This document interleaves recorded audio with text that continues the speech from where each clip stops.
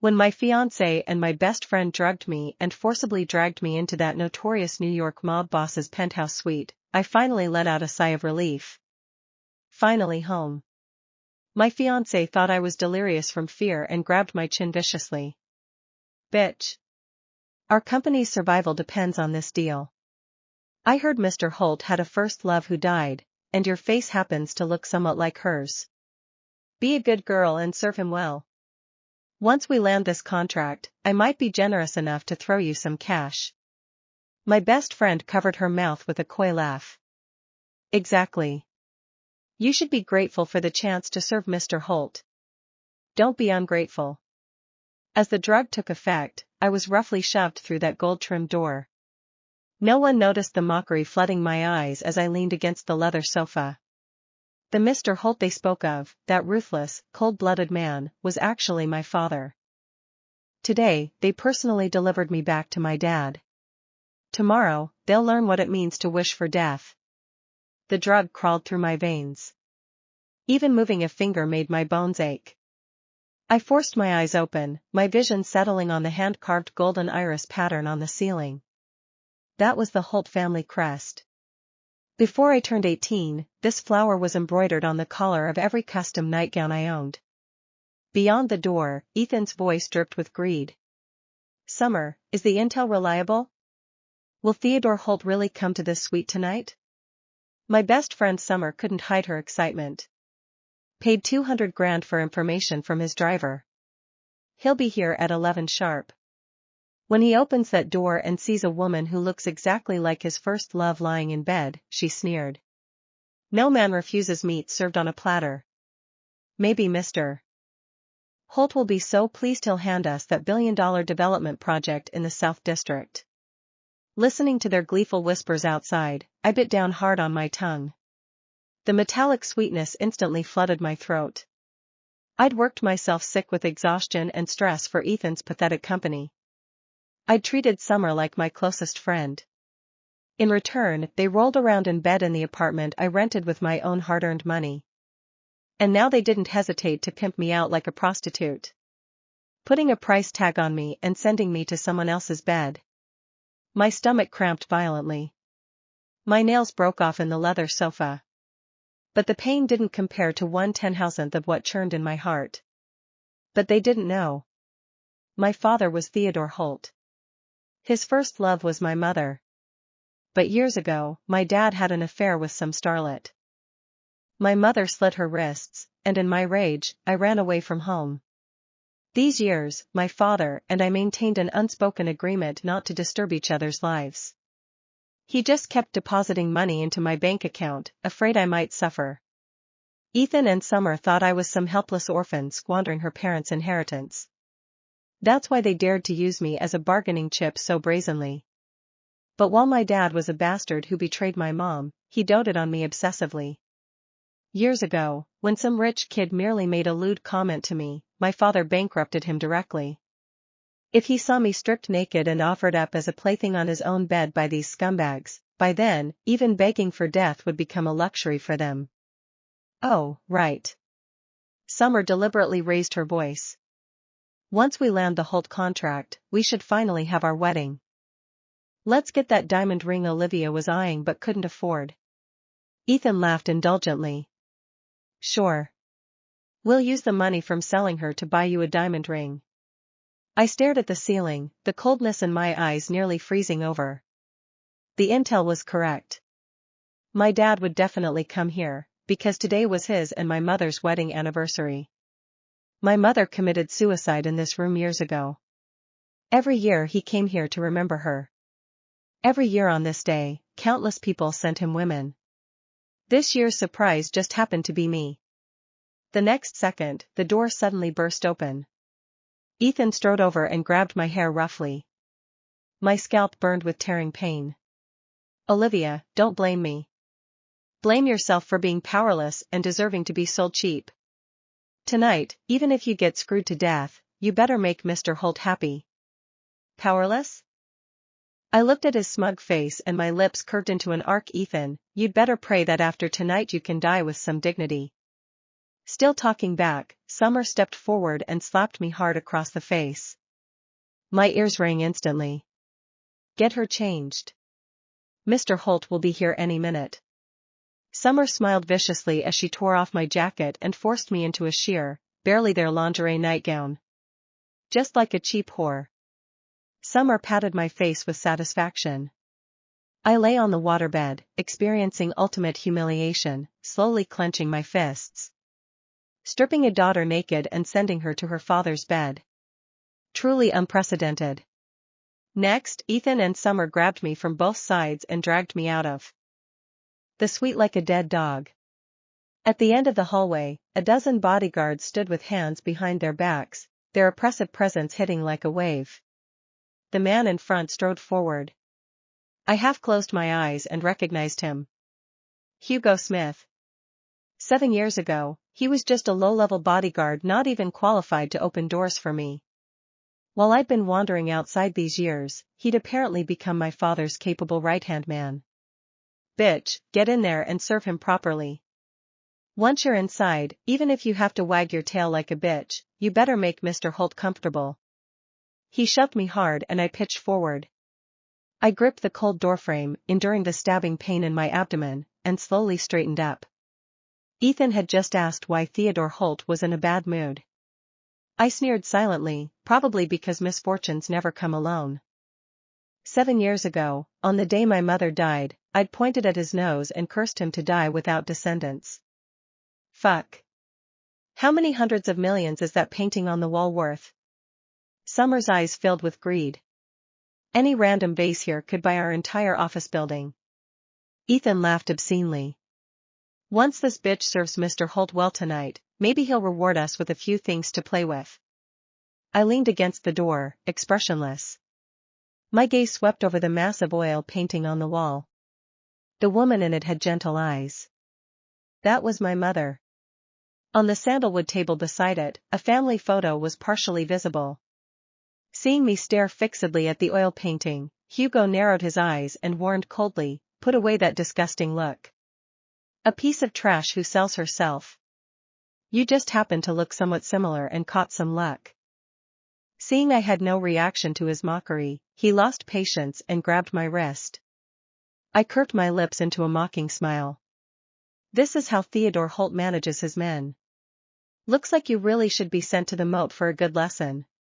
Hugo flew into a rage and raised his hand to slap me. Just then, Ethan let out a shocked gasp. Wait, why does the girl in this photo look so much like you when you were little? He reached out to grab the photograph. Touch Mr. Holt's things and you're asking for death? With a sharp, furious shout.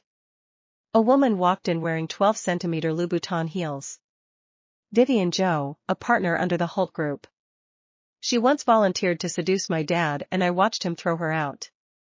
But I never expected her persistence to pay off. My dad actually kept her around. When her gaze fell on my face, that pride instantly transformed into poisonous jealousy. This face. She grabbed my chin condescendingly, her eyes revealing extreme madness. A lowly plaything putting on airs like this. Those who don't know might think you're the mistress here. Kneel down and answer me properly. I shook off her hand forcefully, my eyes flooding with unconcealed coldness. Get your filthy hands off me. What makes you think you can make me kneel? Before you touch me, you'd better think carefully whether Theodore Holt will chop you up and feed you to the fish. Vivian laughed in extreme anger, her face contorting, seeking death. She swung her hand to slap me hard. I jerked my head aside. Her slap missed and she stumbled awkwardly. Who do you think you are? Vivian shrieked hysterically. I smiled faintly. What if I said I'm the one woman Theodore Holt can never have in this lifetime? Would you believe me? After all, these years he's humbly begged to see me countless times, and I've always refused. That counts as another kind of never having, doesn't it? As my words fell, the entire room became silent as death. Vivian froze for a moment, then the malice in her eyes erupted completely. Let's see how you'll be unattainable after I ruin you today. Someone hold her down for me. Ethan rushed forward and pinned me down hard on the cold marble floor. Ms. Joe, please calm down. This bitch is shameless trash who doesn't know her place. She's got cheap bones. Do whatever you want with her. Cripple her if you like. I'll take responsibility. Summer quickly followed, stomping hard on my hand braced against the floor. 10 fingers connected to the heart. Cold sweat instantly soaked my spine. Vivian sneered and picked up a paper knife. She slowly crouched down, using the cold blade to lift my chin. Never having? It's just because you happen to be born with a face you shouldn't have. The blade slid along my skin, bringing the tremor of death. A drop of crimson blood slowly slid down the silver blade and splattered on the floor. How beautiful it would be to carve the word whore on this face. Vivian raised the paper knife high, about to stab down viciously. Extreme danger closed in. I jerked my head up and screamed that name. Theodore Holt, get the hell out here. If something happens to me, you're going to hell too.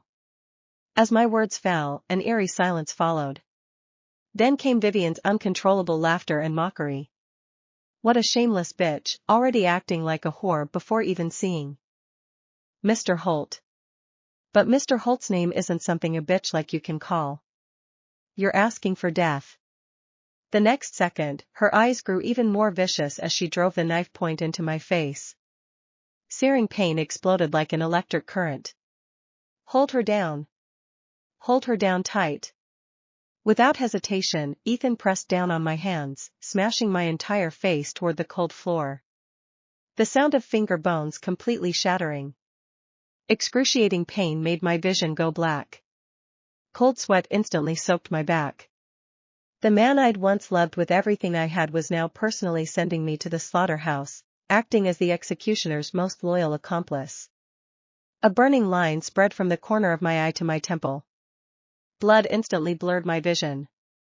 Vivian let out a deranged laugh. Let's see how you act superior after I ruin this face, Ethan fawned obsequiously. Exactly, Ms. Joe. If you're still not satisfied after carving her up, just take some nude photos. Let's see how she seduces men after that. Summer sneered. Just cutting her face is too easy on her. Why not strip her naked and throw her in the fountain at the entrance? Let her know the consequences of offending Ms. Joe. I listened to their celebration, a metallic sweetness surging in my throat. Every wound they inflicted on me would become an epitaph carved on their tombstones. My father's methods would teach them what it meant to be unable to live, unable to die. The next second, Ethan reached out toward the neckline of my nightgown. I struggled violently, the last of my strength exploding in this moment. But Ethan's knee ground even more viciously into my spine. My bones made an unbearable grinding sound. Stop struggling. You're just a piece of rotten meat ready for slaughter. Ultimate humiliation engulfed me. Vivian's smile grew increasingly cruel. She grabbed the last shred covering me and yanked hard. Her other hand pulled out her phone and quickly opened a live streaming app. Just throwing you out isn't enough. I'm going live so all of New York can see just how cheap this bitch really is. At this critical moment, with a deafening crash, that $1 million rosewood door was pushed open from outside. A towering figure wrapped in thunderous fury walked in. Who gave you permission to make trouble here? The madness on Vivian's face instantly transformed to delight. Holding her phone, she spoke in a cloying voice. Mr. Holt. Perfect timing. I was just disciplining a presumptuous new toy for you. Ethan quickly looked up, wagging his tail like a lapdog. Mr. Holt. We specifically found you a woman who looks exactly like your first love. Absolutely clean. We only ask that you consider our sincerity and give us a chance with that Western Suburbs project. My dad's footsteps stopped. His gaze passed through the crowd and landed on me lying in a pool of blood. He saw my face covered in blood and tears. That commanding presence instantly crumbled. Theodore Holt stopped breathing. The entire suite fell deathly silent. Vivian was still smiling proudly, phone raised for the livestream, completely unaware that the man before her had gone pale. My father stared at me. At the blood running down my face. At the shattered angle of my fingers. At the torn nightgown barely hanging from my shoulders. Then his eyes landed on the thin scar near my collarbone. The scar I'd gotten at 14 after climbing the garden wall to run away from home. Only his daughter had that scar. Theodore Holt's pupils shook violently. Olivia? His voice cracked. Not cold. Not ruthless. Broken. Like someone had taken a knife and carved his heart out alive. The color drained from Ethan's face instantly. Summer blinked in confusion. And Mr. Holt? But my father was no longer listening. He walked toward me slowly.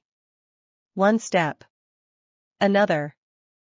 The terrifying king of New York's underworld looked like a man walking toward his own execution. Then he suddenly dropped to his knees in the blood beside me. The entire room gasped. Theodore Holt tremblingly reached toward my face, but stopped halfway, as if terrified touching me would make me shatter completely. His eyes turned red within seconds. Who? His voice was horrifyingly soft. Who touched my daughter? Boom. The world exploded. Ethan's brain visibly blanked. Summer staggered backward so hard she crashed into the marble table. Vivian's livestream phone slipped straight from her hand. Daughter. No. Ethan's lips trembled violently. Impossible, she's lying, she said her parents were dead. I laughed weakly through the blood in my mouth. You sold Theodore Holt's daughter to Theodore Holt's bed. The sentence landed like a nuclear bomb. Hugo's face lost all color. His legs gave out first. Thud. The man who'd mocked me earlier collapsed directly onto the floor. Theodore slowly turned his head. Those eyes no longer looked human. There was no emotion left inside them. Only hell. Hugo. One calm sentence. Hugo instantly started shaking uncontrollably. Mr. Holt, I didn't know. You touched her. Theodore's voice was terrifyingly gentle. You called my daughter trash. Hugo slammed his forehead against the ground frantically. Mr. Holt. Please. Please spare me. I really didn't know. Drag him outside. The bodyguards moved instantly. Hugo finally broke psychologically. He screamed while being dragged away like a slaughtered pig. Mr. Holt. Mr. Holt, please. The screams quickly disappeared down the hallway. Everyone knew what outside meant. The moat. The Holt family's private feeding grounds. Summer's knees gave out completely. No, this can't be happening. Ethan suddenly rushed toward me like a madman. Olivia. Olivia, listen to me. I didn't know. I really didn't know you were Mr. Holt's daughter. His hand shook as he tried grabbing me. Before he could touch me. Crack. A gunshot exploded through the room. Ethan screamed. Blood sprayed across the marble floor. His right hand was gone. Completely blown apart. He collapsed shrieking beside me. Aha! Theodore lowered the smoking gun expressionlessly. Who allowed you to touch her again? The room smelled heavily of gunpowder and blood. Summer started vomiting directly onto the carpet. Vivian finally realized disaster had arrived. Her entire body shook violently as she crawled toward Theodore. Mr. Holt. I didn't know she was Miss Holt. If I'd known. You carved her face. Theodore looked at the knife in her hand. Vivian froze. His eyes slowly moved to the live stream still running on the floor. Hundreds of thousands of viewers were flooding the comments in terror. Theodore suddenly smiled. That smile made everyone present lose control of their bladders. Good. Very good. Since you enjoy live streaming so much. He looked at his men calmly. Continue the broadcast. Vivian's expression collapsed instantly.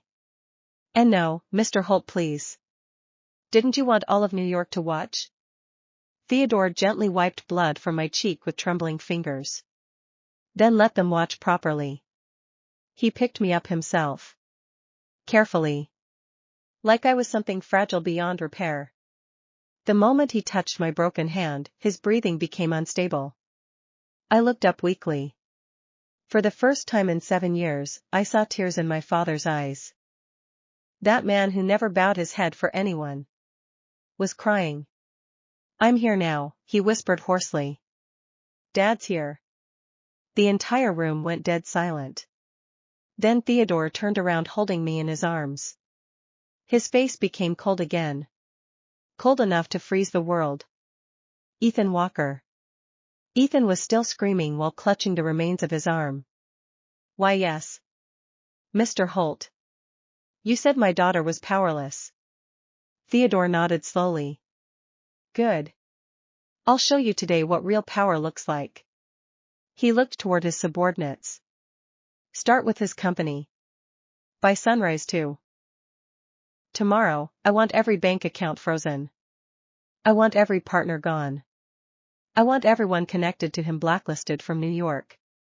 Ethan's eyes widened in absolute horror. That billion-dollar project he'd dreamed of. His future. His life.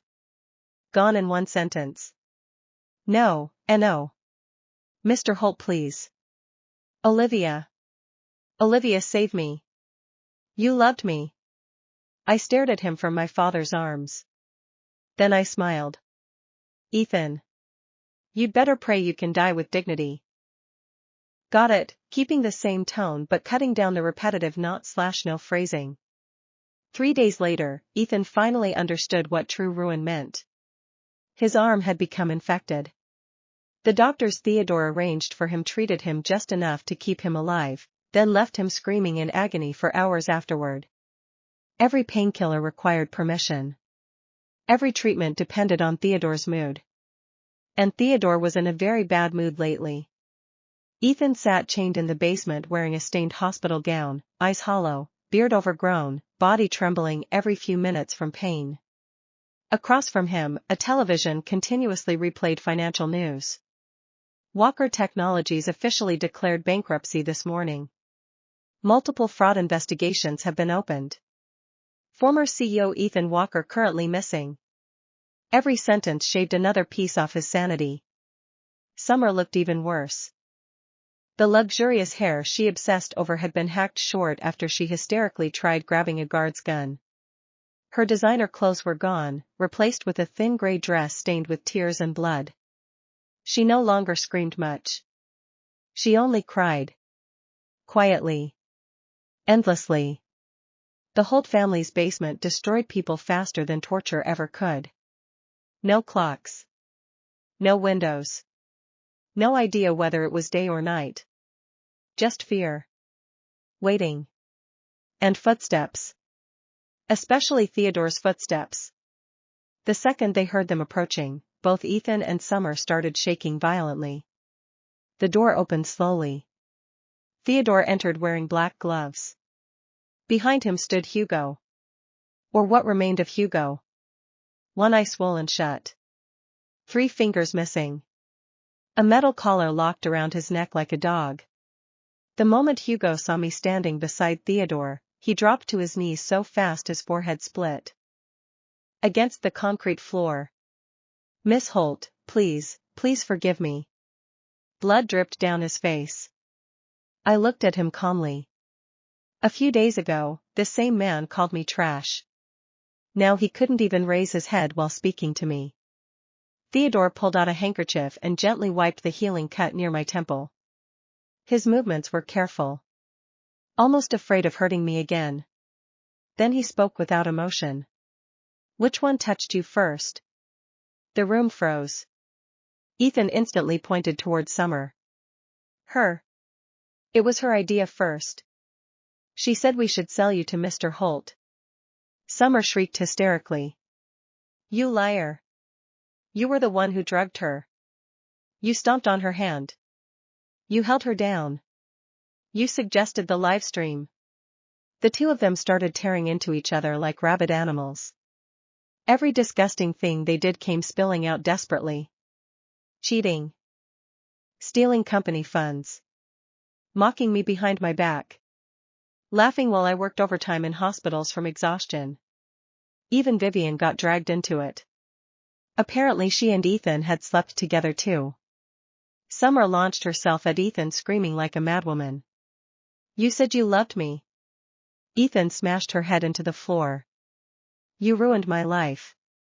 The guards watched expressionlessly while the two clawed at each other in complete mental collapse. Theodore suddenly laughed softly. Everyone froze instantly. That sound terrified people more than shouting ever could. How entertaining. He sat down slowly and crossed his legs. You claimed Olivia was cheap. His icy gaze swept across them. So tell me. How much are your lives worth? Nobody answered. Because they finally understood. Their lives held less value than the blood on my shoes. Theodore raised one finger lightly. The guards immediately dragged Summer forward. She started screaming. Olivia. Olivia, please. We were sisters. I looked at her swollen face quietly. You watched someone carve my face open. Summer choked on her sobs. You stepped on my hand while I screamed. Her face turned pale. You wanted to strip me naked in public. The last trace of hope vanished from her eyes. Theodore nodded calmly toward the guards. Throw her out. Summer froze. Then joy exploded across her face. You're letting me go? Theodore smiled faintly. Yes. 10 minutes later, Summer understood. The guards dragged her barefoot straight into Times Square. The live-streamed footage had already made her famous across the country. The second people recognized her, chaos erupted. Someone threw coffee at her face. Then another person spat on her. A woman rushed forward and slapped her hard enough to send her sprawling onto the pavement. You disgusting bitch. More people surrounded her. Phones recording. Insults flying. Drinks thrown everywhere. Summer curled into a ball sobbing while the crowd tore her apart. The guards simply stood nearby watching. By nighttime, videos of her breakdown covered the internet. Meanwhile, Ethan remained in the basement alone. That was worse. Because Theodore saved the harshest punishment for him personally. Late that night, Theodore walked into the room carrying a small velvet box. Ethan instantly started sobbing. Mr. Holt, please. Theodore opened the box slowly. Inside sat the diamond ring Ethan promised Summer. The same ring bought with the money from selling me.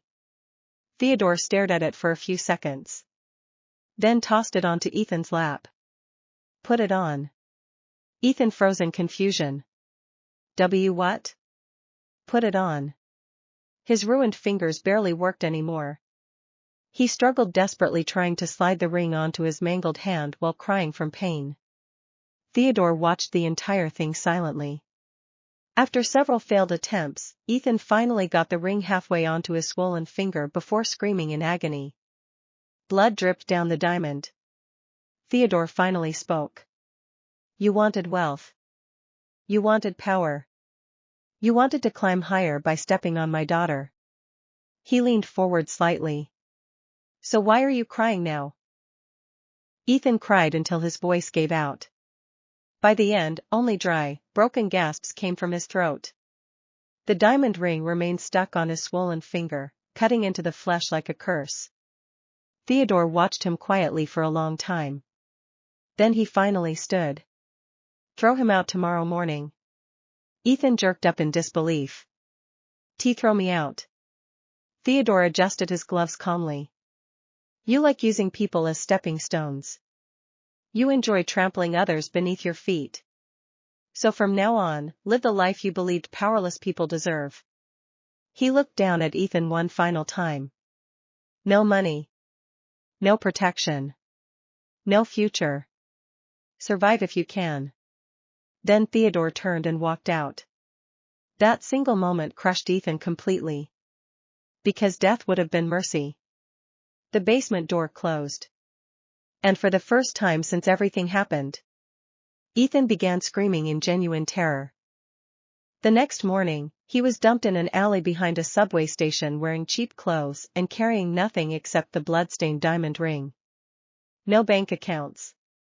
No phone. No contacts willing to help him. The Holt family had erased him thoroughly. Anyone who spoke to him risked losing everything. At first, Ethan still believed he could recover. He tried calling old friends from borrowed phones. Nobody answered. He tried approaching former business partners. Security dragged him out like garbage. Someone even recognized him from the viral livestream and threw a drink in his face. Within days, videos of Ethan wandering the streets spread online. People mocked him endlessly. The guy who sold his girlfriend. Karma finally hit. What a disgusting loser. The man who once obsessed over status became the very thing he despised most. A nobody. As for Summer, things became even uglier. After the Times Square incident, her face became nationally recognized. Every job rejected her. Every friend abandoned her. Even walking outside became impossible. People cursed at her on sight. Someone dumped ice water over her head in public. Another person cut her with a thrown beer bottle. Eventually, she tried live streaming herself crying for sympathy. The comments destroyed her. You cried while helping carve another woman's face. Still acting like the victim? Go to hell. The stream ended after 10 minutes. A week later, she disappeared entirely. Nobody cared enough to look for her. Vivian lost everything too.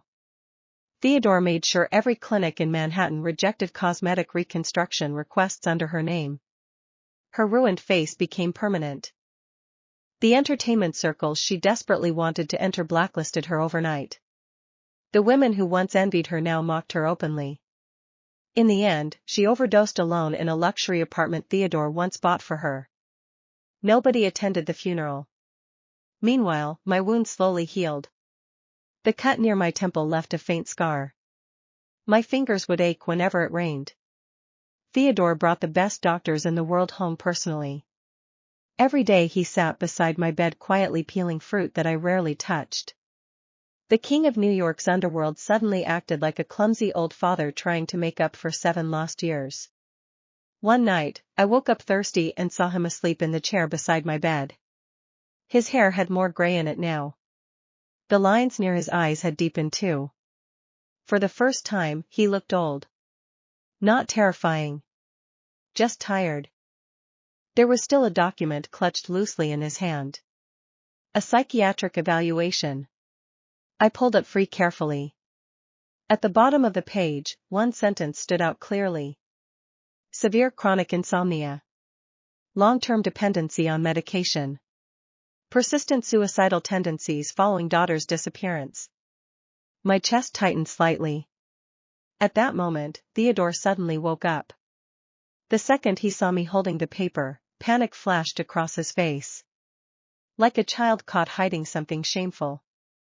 For a long time, neither of us spoke. Then he lowered his eyes and said quietly, I searched for you for 7 years. His voice was hoarse.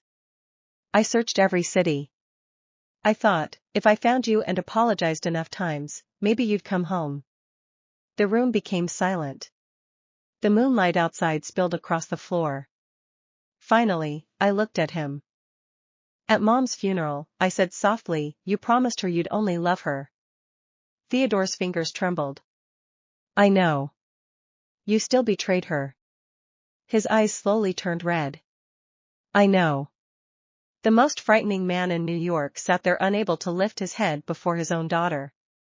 Just like that, something inside me loosened quietly. The hatred I'd carried for years suddenly felt exhausting. I looked out the window calmly. Dad.